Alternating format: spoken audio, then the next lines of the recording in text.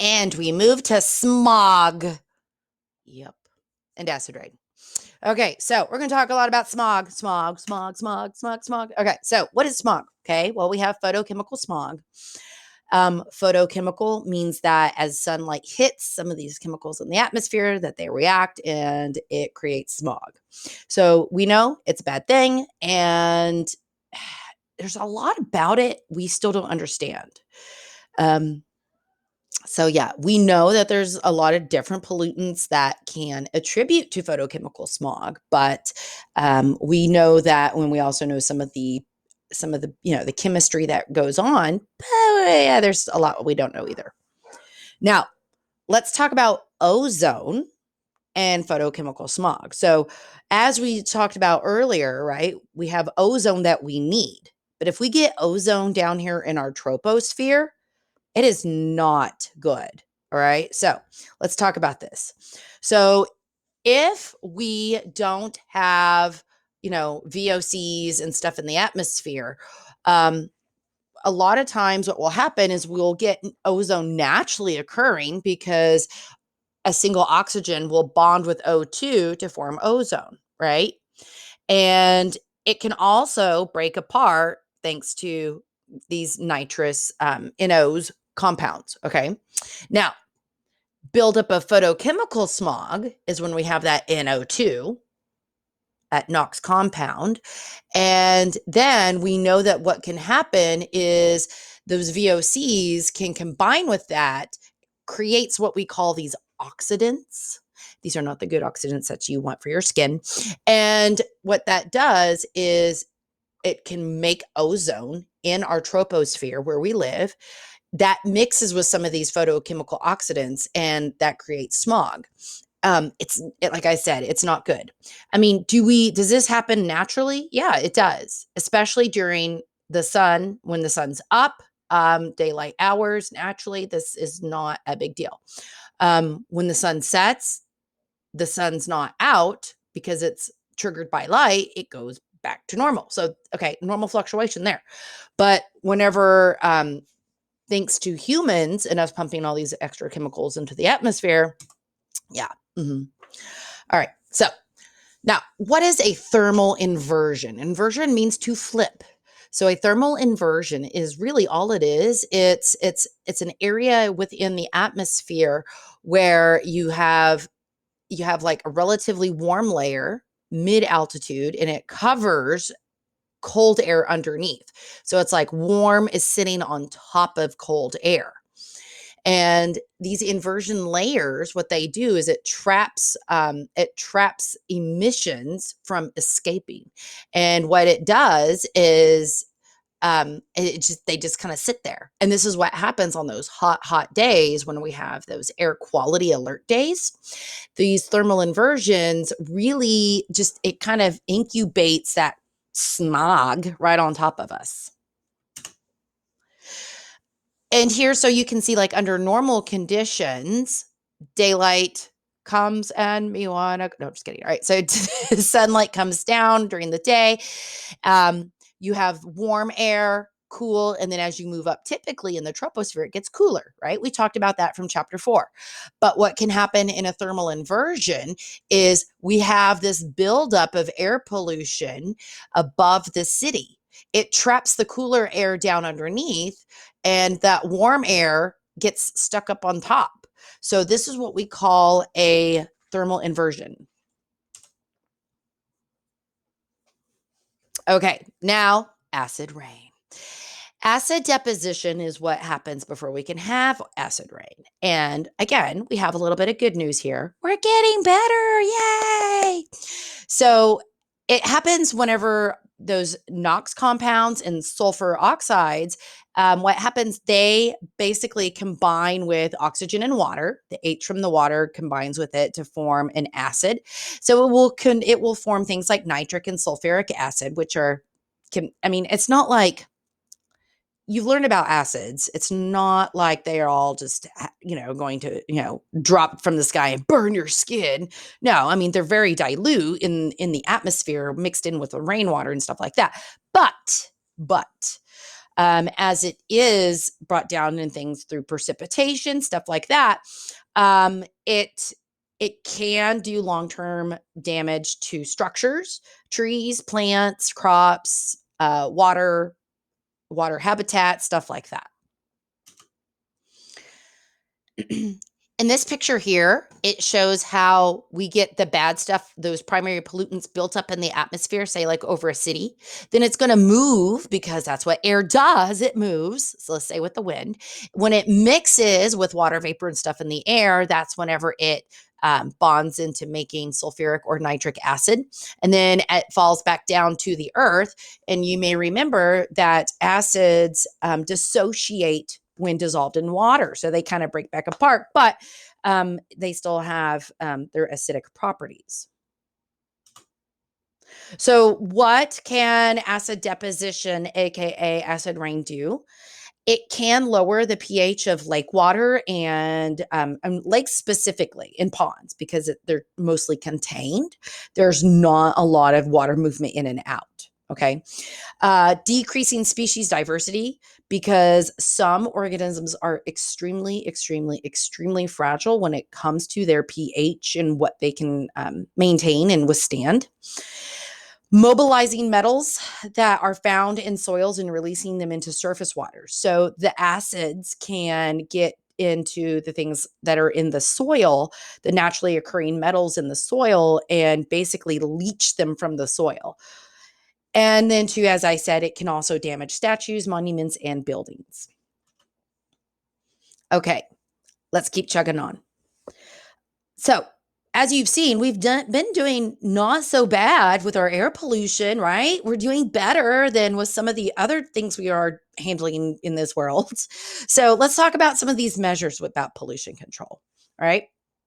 So pollution control is how do we prevent air pollution? What technology do we have to mitigate it? And what are our new innovations coming around to do so and prevent it as well?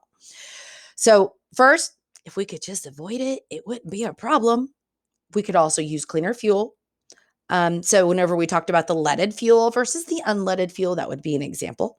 Increase the efficiency of things like such as our vehicles, our fuel efficiency, the efficiency of the systems that clean the exhaust before that exhaust goes back out into the atmosphere. And that would also kind of fall into controlling those pollutants. So, a lot of these are going to be more prevalent in things like factories, in big buildings where that release a bunch of noxious fumes at once. So like cars, all cars have catalytic converters nowadays. I say nowadays, as far as I've been born, I think they always have. But what a catalytic converter does is it helps to prevent some of this from getting out into the atmosphere. And that's one of the things they check whenever you go get your emissions tested is they check to make sure that your catalytic converter is working correctly. Baghouse filters, scrubbers on smokestacks, and electrostatic precipitators, all of these work in slightly different ways, but they try to contain either some of the VOCs, the bad chemicals, or the particulates before they escape out into the atmosphere. So this is kind of showing you what a scrubber does. Yeah, pretty technical. It's like getting a fancy shower, right? You can look that up on your own. All right. So around the world, we are doing better at this as a whole. However, can we continue to make progress? Absolutely. And so cities, states, countries, groups of countries, when you think about the Paris Agreement, we try to implement strategies that are scientifically based and we think that will work and that there's evidence for doing so.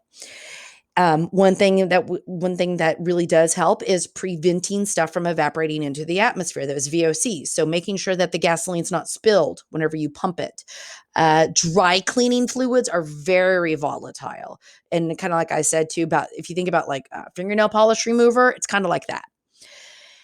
Wood burning stoves and fireplaces, try to not use those as much because again, they do release some of that particulate matter up into the air.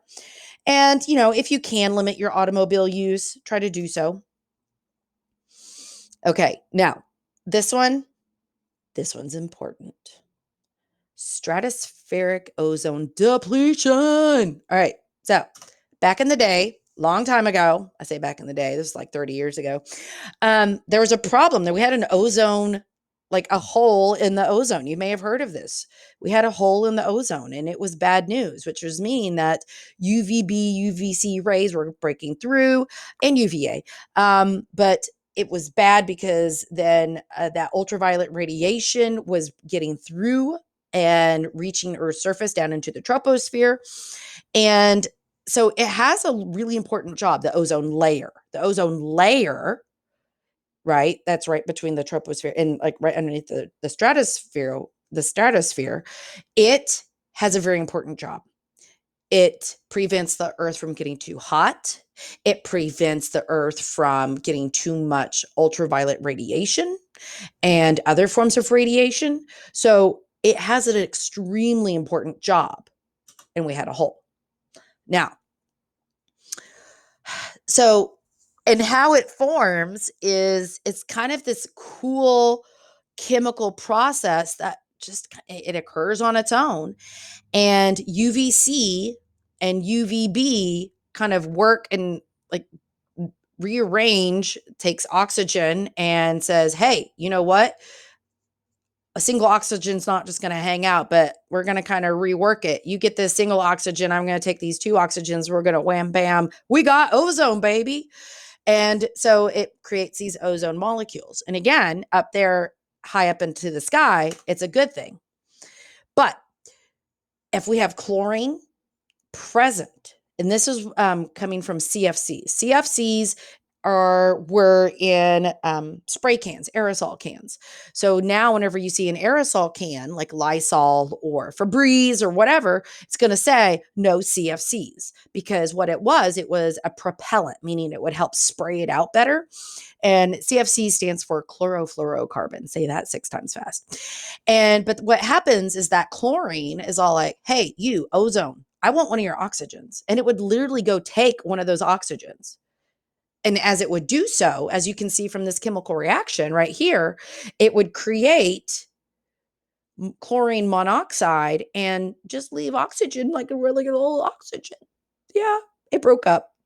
So chlorine, he was like this is love triangle right here. Anyways, so this is legit a single replacement reaction, chemistry students.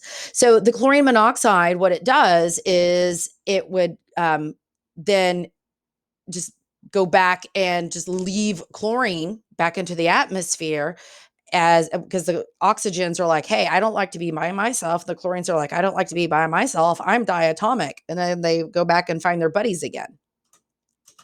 Right. And as all that happens, the ozone goes bye-bye. And then we get some of this bad UV light back through, and radiation through our atmosphere. So a single chlorine atom can speed up the breakdown of as many as 100,000 ozone molecules until that single chlorine atom is like bonds and in a more stable mode. Okay. As this happens, then those ozone molecules, once they are no longer ozone, they can't absorb UVB or UVC, really. And then that UV radiation then gets down to Earth's surface, and we don't do well with it. Nothing does. Nothing living no, it's bad. So over time, you could see here how the depletion of the ozone layer, like from the 80s and then down into the 90s, it kind of jumped around a little bit. But you could see that there was a slight decreasing trend. And this is over Switzerland. This is not where the big hole in the ozone layer was. That was more over Antarctica. But all in all, the stratospheric ozone layer, while we did fix that hole, we are seeing, I guess, a thinning is a good word to say. All right. Now, did you know that you can have air pollution indoors? Mm-hmm. Yep. It it's a thing. Now, this is why you want to clean your air vents. This is why you want to monitor certain things, keeping your windows closed when they're on hazy days and things like that. So, indoor air pollution is bad. We talked about the carbon monoxide poisoning that can happen in old homes. Again, bad stuff. That would be an example of this. Um, this occurs definitely much more regularly in developing countries. um it's a problem because people will build fires and stuff inside and they won't have proper ventilation, things like that. A lot of times it happens, the hazards aren't really, you don't realize it because a lot of times it'll basically make you faint or pass out or you were already asleep, and then it basically suffocates you. So this diagram here kind of shows how air pollution inside a building can occur. And it goes from everything from, as I talked about, whenever paint dries, okay, those VOCs are released into the air. But old paint also contained lead. It could be things from things such as if you have like a leak underneath your house that can evaporate up and kind of enter your home area and where you live and you not even realize it. Asbestos could have been in tiles from an old home. And if that gets worn down, the asbestos is an irritant. It's like tiny little shards of basically glass and it gets in your lungs. So, yeah, it's bad stuff.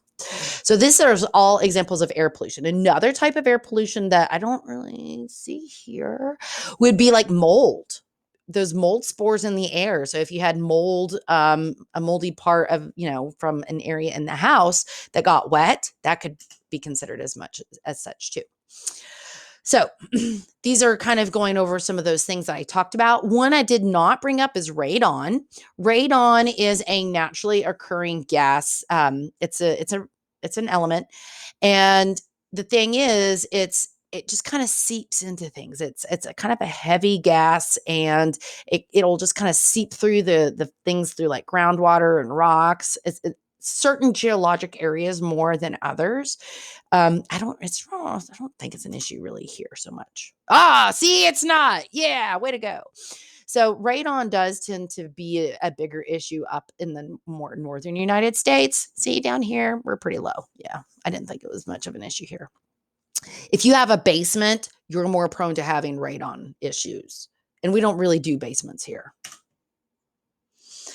So sick building syndrome is where you have chemicals that are released into the atmosphere, usually VOCs, those volatile organic compounds. This could be from like new construction. They came in and laid like a concrete floor and then sealed it and didn't ventilate. And then you go in there and you're like, okay. It could be things, say from you left the window open and there was really bad smog that day and it gets into the house and then you close your window and you're like, oh, that doesn't taste good. All right, so it could be all sorts of stuff. It could be pollen. It could be also, yeah. I mean, there's thousands of reasons why we call you could have issues in the house, and we could call this sick building syndrome. Okay, that's it. Woohoo! Chapter 15, lecture done.